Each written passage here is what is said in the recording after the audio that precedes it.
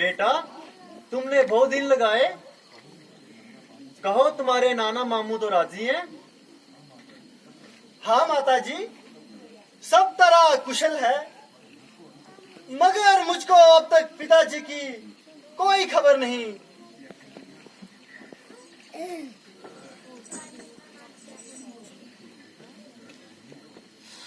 बेटा, जरा तहमील करो, सफर की थकान उतारो, धीरे धीरे सब मालूम हो जाएगा।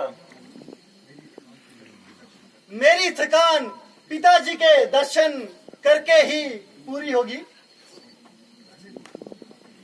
पहले कुछ थोड़ा खा पी लो, फिर धीरे धीरे सब हाल बता दूंगी। मैं पूछता हूँ, पिताजी कहाँ हैं? आप कहती हैं धीरे धीरे सब मालूम हो जाएगा। कहती तो हूँ कि धीरे धीरे सब हाल बता दूंगी। ताजुब है कि जो बात कहता हूँ वही उलझी हुई, जो सवाल करता हूँ उसका टेढ़ा जवाब। ये धीरे धीरे मालूम नहीं किस बला का नाम है। ओहो बेटा, तुम बड़े जल्दबाज हो गए। ना मालूम ननियाल में जाकर तुम्हारी तबीयत पर इतनी तेजी क्यों आ गई। मैं कहते रही हूँ कि धीरे धीरे सब बता दूंगी। ऐ परमेश्वर, ये धीरे धीरे किस युग का नाम है, या किसी सदी का हिस्सा, या कुछ सालों की तादाद का नाम है। आखिर इस धीरे धीरे का कभी खात्मा भी होगा। बेटा, तसल्ली रख, घबराओ नहीं, मैं धीरे धीरे सब बता दूंगी। क्या खाक बताओगी? आग लगे तुम्हारे इस धीरे धीरे को। ना मालूम तुम सबने क्या रचाई है और ये क्या जाल बुना है।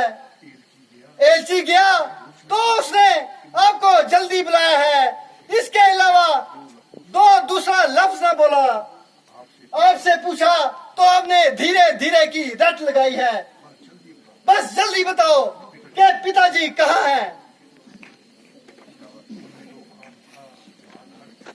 तुम्हें तो खामखा बाल हट चढ़ गया है। मैं कह तो रही हूँ कि धीरे धीरे सब बता दूंगी। फिर वही धीरे धीरे की महारानी। माता जी, अगर अब की दफा ये लफ्ज मुंह से निकला तो फौरन ते ही हला कर दूंगा। जल्दी बताओ कि पिताजी कहाँ हैं? बेटा, अफसोस है कि तुम्हारे पिताजी स्वर्ग सिधार गए हैं। अब तुमको उनके दर्शन नहीं होंगे।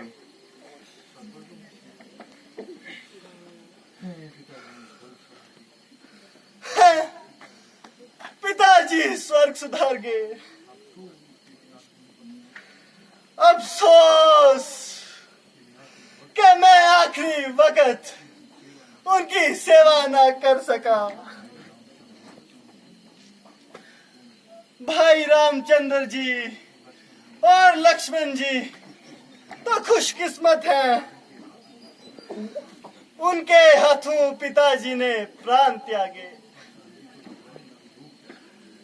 अच्छा माता जी, रोग तो बताएं, रोग क्या था उनका?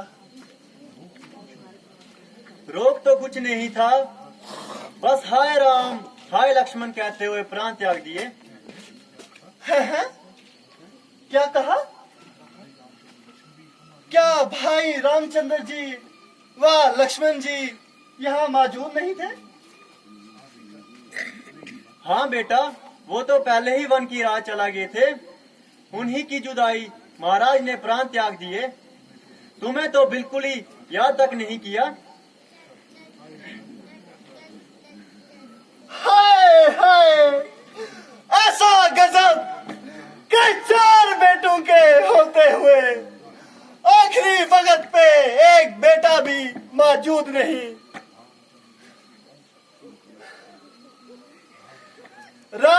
रामचंद्र जी ने ऐसा कौन सा कसूर किया था जो उनको वन में जाना पड़ा?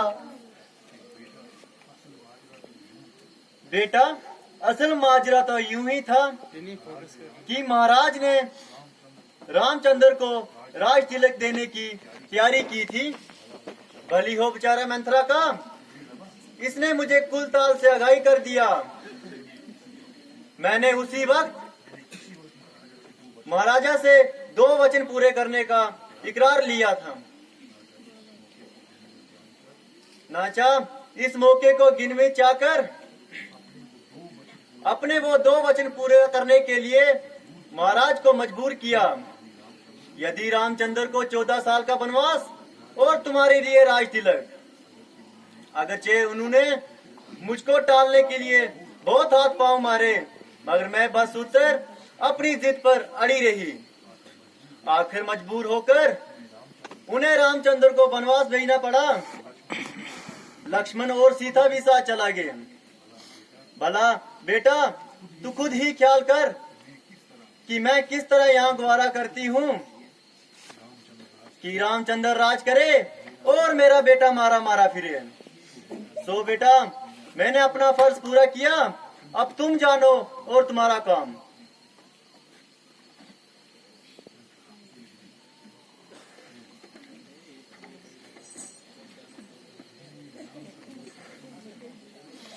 मेरे इनाम का मौका भी अभी है। अब देखती क्या हो आगे।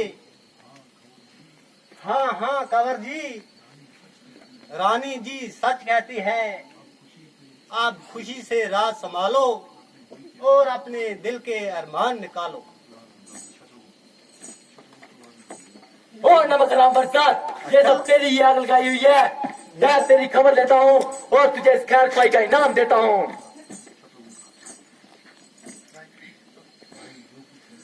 भाई, जो कुछ होना था सो हो लिया। हमने अपनी किस्मत को रोना था, सो रो लिया। अब तबीयत टिकाओ, औरत पे हाथ हटाकर अपने कुल पर दाग मत लगाओ। ओ हरामजादी चुड़ैल, जल्दी यहाँ से काफिर हो जा और मेरी आंखों से दूर हो जा।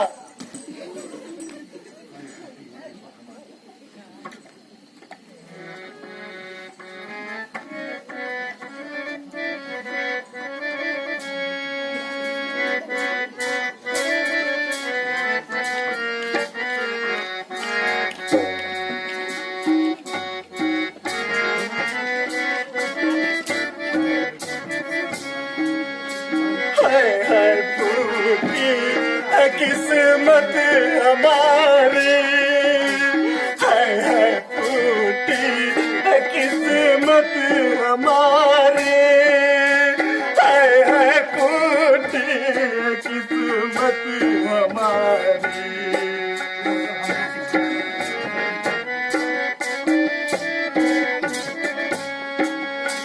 छोड़ कर हम तो किसके सहारे,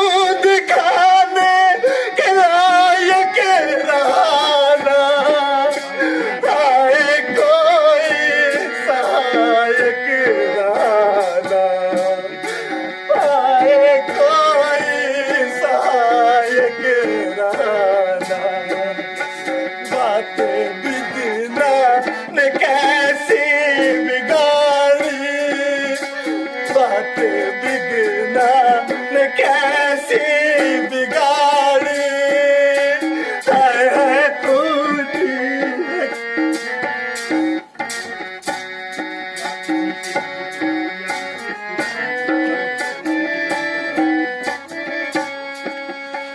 किया किसके सुपुर्द हमको, किया किसके सुपुर्द हमको, चल दिए पिताजी अदम को, चल दिए पिताजी अदम को, कौन लेगा खबर अब हमारे, कौन लेगा खबर अब हमारी, हाय हाय बूढ़ी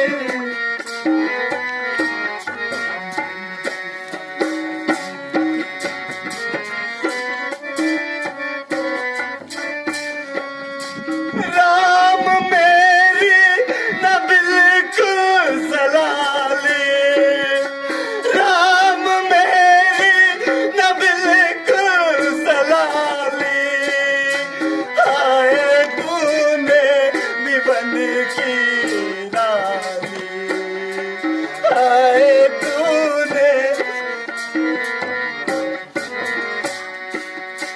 आ गई आज किस्मत की हारी, आ गई आज किस्मत की हारी, हाय हाय टूटी है किस्मत।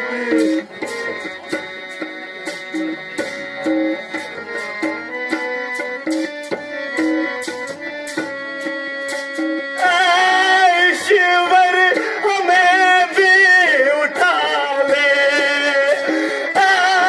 ईश्वर हमें भी उठा ले, पिता पास अपने बुला ले, पिता पास अपने बुला ले, आ गई आज किस्मत की हारी, आ गई आज किस्मत की हारी, हाय हाय टूटी है किस्मत हमारी।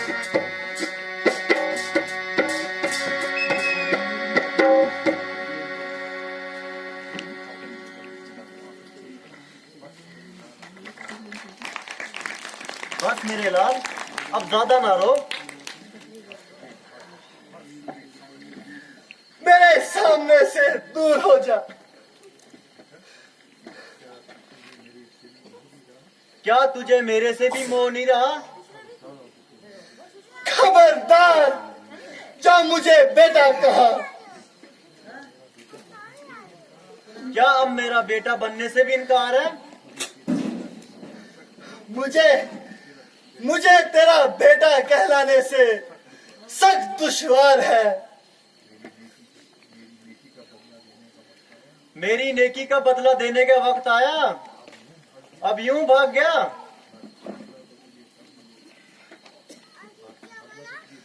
बदला तो तुझे तब मिलेगा जब भरत भी तेरी आंखों के सामने अपने प्राण त्यागेगा। ये कैसा बेहुदा ख्याल है? ताकि तुझे मालूम हो जाए कि माता कौशल्या के दिल पर रामचंद्र की जुदाई किस तरह मलाल है। बेटा जरा मेरी तरफ देख कि मैंने तेरे लिए किस कदर खून पसीना एक किया है। ओ डाइन, तुझे एक दफा कह चुका कि मुझे बेटा कहकर यूं कलंक ना लगा, फिर बार बार क्यों मेरी छाती जला रही है और खामखा जहर तो आलूदा तीर मेरी छाती पे मार रही है। ओ बेरहम, पिताजी के प्राण लिए धर्म की मुजस्सम मूरत भाई रामचंद्र जी से बेगुनाह बनवास दिलाया। सीता जैसी सतवंती पतिव्रता बहुज से सब सुख नष्ट किए। मेरे प्राणों से प्यारे भाई लक्ष्मण से जंगलों की खाक चटवाई। माता कौशल्या और सुमित्रा के कलेजों को छलनी किया। तमाम अयोध्या बर्बाद कर दी। रघु वंश का चिराग गुल कर दिया। ओ पापन, इस कदर पाप करके भी तू मेरी माता बनकर मुझे अपने पापू कर्मों में शरीक करना चाहती है। मुझे तो इनमें से एक कभी फल भुगतने की ताकत नहीं, बल्कि ख्याल करने से ही रूह कांप जाती है। मगर तुझे यश मात्र भी ताल नहीं, बल्कि रंग पे रंग चढ़ाए जा रही है। ओ जालिम, अगरचे मेरा दिल पाक है, मगर दुनिया का मुंह कौन बंद करेगा। जिसके सामने जाऊंगा तो यही ताना देगा कि आ गया कैकेयी का बेटा भरत। दुनिया में जब भी कोई पाप करेगा तो लोग यही कहेंगे कि इसने तो कैकेयी के बेटे भरत को भी मात दे दी। ऋषि मुनि अलग धिकारेंगे, जो मिलेगा वही मेरे मुंह पे थूकेगा।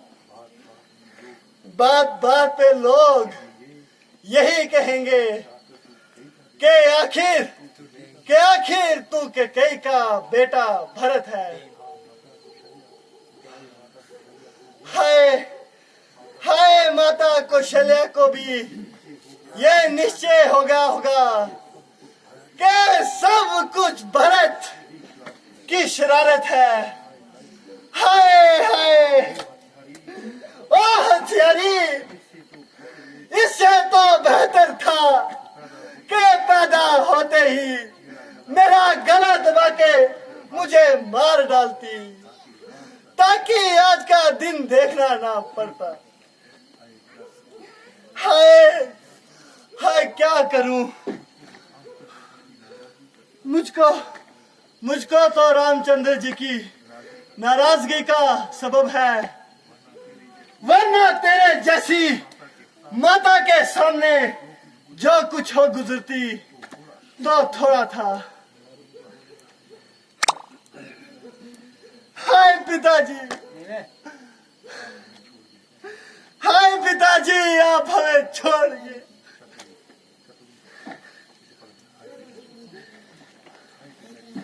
हाय पिताजी, आपके मरते ही जमाना दुश्मन हो गया।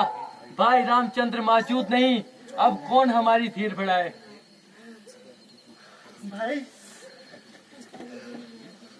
प्यारे अजीज, तुम्हारे लिए तो रामचंद्र मैं मौजूद हूँ। रामचंद्र जी नहीं है तो मेरे लिए नहीं है। तू क्यों रोता है? उठो भाई, सब्र करो। चलो उस बेचारी मुसीबत की मारी महा दुखियारी माता कौशल्या और सुमित्रा जी की खबर लेते हैं।